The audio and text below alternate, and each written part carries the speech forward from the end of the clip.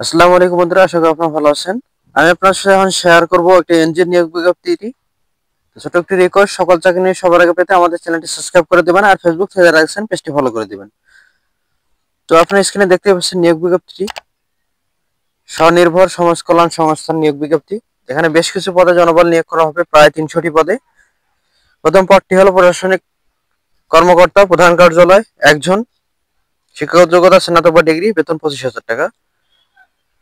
2 নম্বর পদটি হলো জেলা কোঅর্ডিনেটর,